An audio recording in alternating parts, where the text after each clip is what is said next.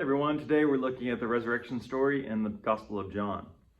Early in the morning, on the first day of the week, while it was still dark, Mary Magdalene came to the tomb and saw that the stone had been taken away from the tomb. Mary stood outside near the tomb crying. As she cried, she bent down to look inside the tomb, and she saw two angels dressed in white, seated where the body of Jesus had been, one at the head and one at the foot. The angels asked her, "Woman, why are you crying?" She replied, "They have taken away my Lord, and I don't know where they put him."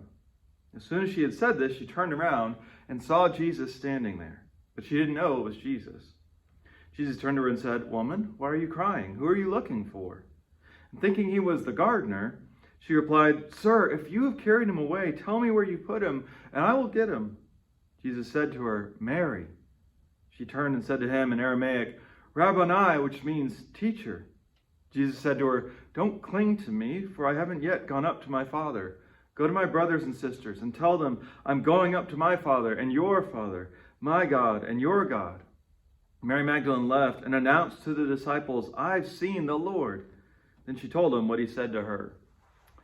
So even though it says this was the first day of the week, there's a tradition that refers to the day of Jesus' resurrection as the 8th day of the week. It's this idea of, with the resurrection, there's something new starting, right? We have the 7 days of creation in the very beginning in Genesis, and yet from this point on, it's like we're in a new creation. You see lots of elements here that remind us of the garden story, right? Of the story of creation, right? This happens in a garden, just like in the Garden of Eden.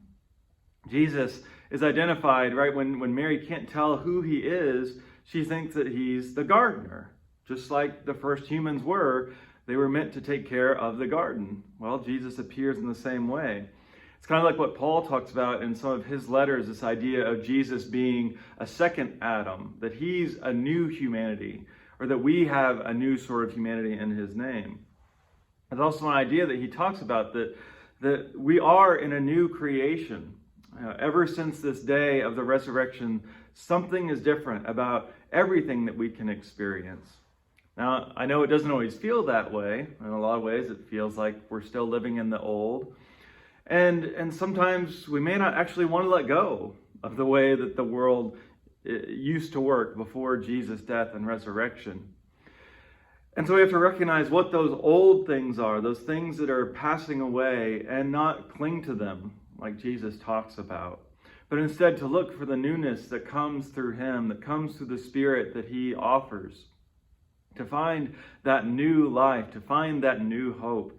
And when we find it, to grasp onto that and to spread that to the world around us. It's a new day, so let's celebrate that.